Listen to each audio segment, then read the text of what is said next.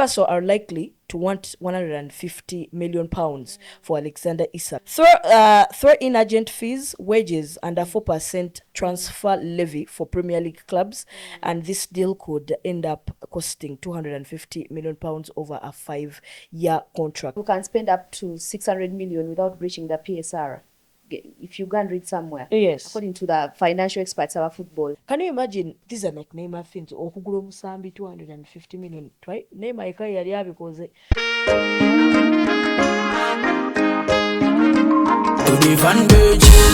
N'amaanyi gampedde okuva bwe nalabye nti Liverpool are still interested in Alexander Isak.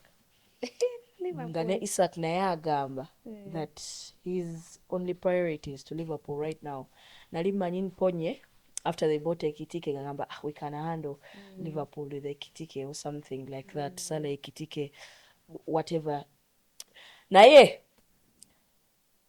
Alexander Isak naye bagenda kumugula banange atenga they can afford him. Anti kasita the player decides that he wants to play for you. Actually, after he informed Liverpool, he informed Newcastle that he wants to leave the club. What is hurting me most is that Alexander Isak yajjukidde okugamba Liverpool, okugamba Newcastle nti I'm not going to play for you.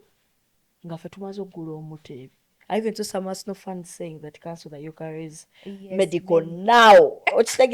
Because we came into this summer during buli omu agamba Isak is our first choice, okitegeera. And then Newcastle making clear that he's not interested. He's not leaving. Someone would have to pay 150 million. I still think Liverpool okumujaija kusasula in an excess of 150 million. Naye kyanumye nnyo okulaba nti kati ya decided ate nga twaguze dda omutebi. Waliwo clubs ezimu nga ziringa ezikiriza mu butatunza balungi baabwe to a certain club. I'm assuming. Like Liverpool are on a shopping spree because they have all the money. They made a lot of money. Actually, last season, if I'm not mistaken, last season they only bought Chiesa. They only bought Chiesa 10 million. 10 maybe with add-ons, making it 15 million. Yeah, they had made about 60 million. Yeah. So Liverpool like shopping spree in that they had a turnover of 640. Yeah. In Mukapira. So according to football experts, Liverpool could go and spend about 510 million. I don't know what they have spent so far. So it's a good thing for Liverpool to buy Isak because Barcelona afford. It's a good thing. It's not a good thing. It's a good thing for honest lot. Okay, for rivalry, it's a bad thing for clubs that are competing in the Premier League. But it's a good thing for Liverpool because they can afford him. So if you have Ekitike and then you have Koza, and they were doubting, hey, how can you get someone from Frankfurt and all that? So Katibalese Ekitike. So and otherwise Isak kati omu ayinza okwebuuza nti ate kati ani agenda okutula ani agenda okutanda. Ati balina okutunda Luis Diaz already yasalawo that he wants to leave. That he wants to leave because Bayern Munich whatever. Elliot abusibe buzibu then Darwin Nunez tebamwetaaga and then Diogo Jota, may he rest in peace. Kugamba they almost look like they were already short of centre forwards. And to be honest, it's fair that they're going to replace them with two centre forwards. Obuzibu webuli is that I will not say that Ekitike is too good. Yeah, I'm rating like that because I've not watched him much. He has scored like 13 Bundesliga goals. Naye obuzibu obuli wanti Isak because Isak is viewed as was the most informed striker last season in the Premier League. Okitegeera. So Liverpool wemugula, that means team Liverpool already Mohamed Salah scores 20 goals every season. No mongerako another person who scores 20 goals every season. So that imagine if UK Honest Lot this is the first time he attacks the transfer window.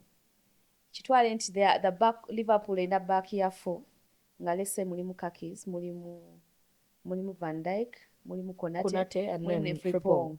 Then Makatina was Sam Gravenberch, McAllister na Nevats. Aba babiri aba unatekawo Salah ne Salah right? Isak ku left, Isak ku center. Ekikopo tetugenda kulabako.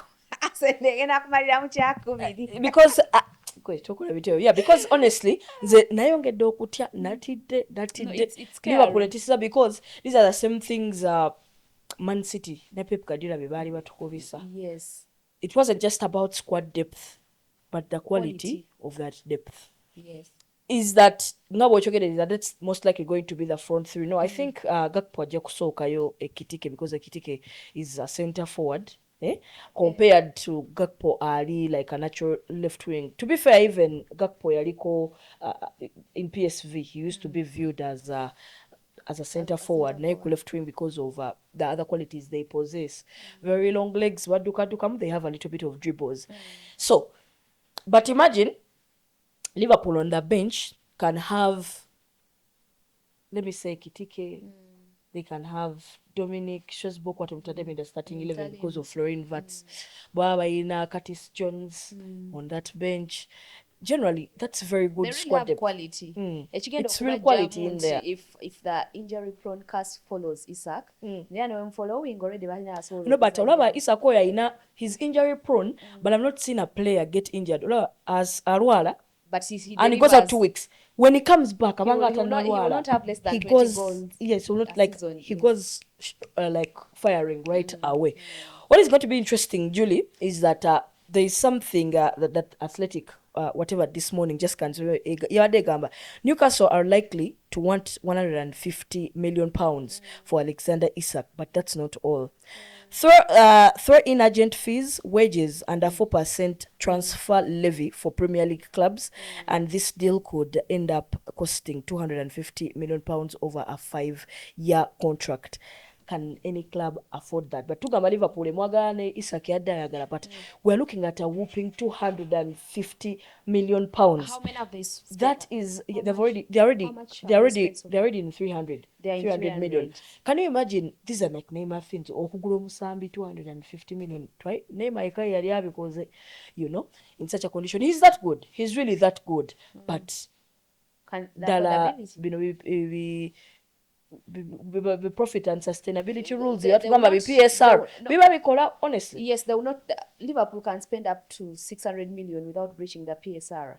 If you go and read somewhere, yes, according to the financial experts about football, reason they had a turnover of 640 million. Yes, they had a turnover of 640 million. Yes, last season they only spent 10 million. Yes, kati mu profitability yabo already mulimu, they have money in the bag, so even if they went ahead of 610 million, they will not still breach the PSR.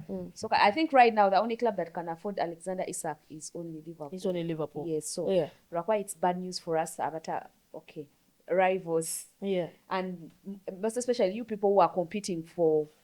Yes, because now if I just want us to, if they buy Alexander Isak, it's a matter of when, not even if, because both they are the only clubs that are interested in buying him. Chelsea out of the race.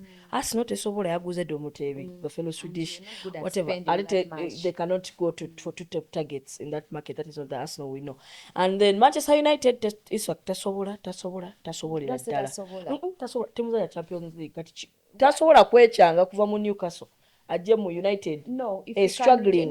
If he can reject Arsenal that qualified for the Champions League, players he's not rejecting Arsenal because of that's why ne baba rejectize Arsenal at least balina kyebalina tosobola kwechanga ava mu Newcastle again as a Champions League. You can't say tosobola nojja ate okusanira United. Advantage ya Liverpool eribuet ne wogamba nti even if you bring in the PSR thing, jukira balina otunda Diaz, they are going to sell Elliott and likely to sell Nunes.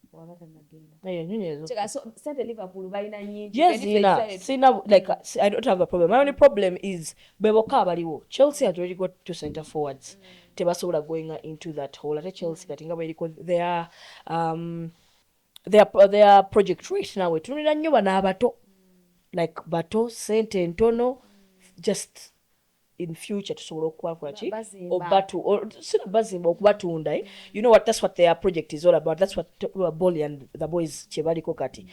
But if Liverpool buy Isak nga bamaze omugula, I look at that front line and it's going to go back to being very deadly in Europe. Babe balina Mane, Firmino nani ne Salah. It was very, very deadly because if I look at the Man City forward line, omuli Haaland, Doku, Savinho, Mamouche, and who else they are going to take out?